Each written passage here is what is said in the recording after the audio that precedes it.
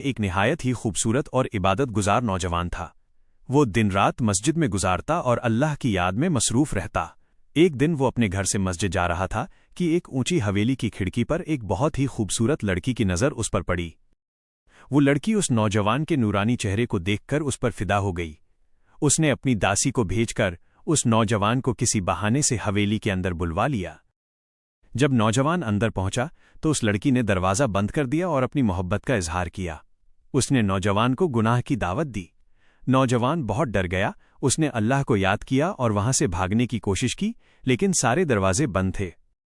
جب اس نے دیکھا کہ اب بچنے کا کوئی راستہ نہیں ہے تو اس نے ایک ترکیب سوچی۔ اس نے لڑکی سے کہا، مجھے خدا کے سامنے پیش ہونا ہے، کیا مجھے تھوڑی دیر کے لیے تنہائی مل سکتی ہے تاکہ میں وضو کر لوں اور اپنے رب کو یاد کر لوں؟ لڑکی نے اسے ایک کمرے میں بھیج دیا۔ وہاں نوجوان نے دیکھا کہ اوپر چھت پر جانے کا راستہ ہے۔ وہ چھت پر چڑھ گیا، لیکن وہاں سے نیچے کودنے کے علاوہ بھاگنے کا کوئی راستہ نہیں تھا۔ حویلی بہت اونچی تھی، نیچے کودنے کا مطلب تھا موت۔ نوجوان نے سوچا، اللہ کی نافرمانی کر کے جہنم کی آگ میں جلنے سے بہتر ہے کہ میں اپنی جان اللہ کے سپرد کر دوں۔ اس نے بسم اللہ پڑھی اور اللہ کے بھروسے پر چھت سے چھلانگ لگا دی۔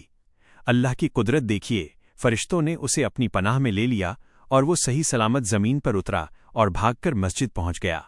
ادھر وہ لڑکی اس نوجوان کے اس خوف خدا، اللہ کے ڈر سے اتنی متاثر ہوئی کہ اس کے دل کی دنیا ہی بدل گئی۔ اس نے توبہ کر لی اور اپنی ساری دولت غریبوں میں بانٹ دی۔ کچھ سمے بعد اس لڑکی نے اس نوجوان کو نکاح کا پیغام بھیجا۔ وہی لڑکی جو پہلے گناہ کی طرف بلا رہی تھی، اب ایک نیک بیوی بن کر اس کے گھر آئی۔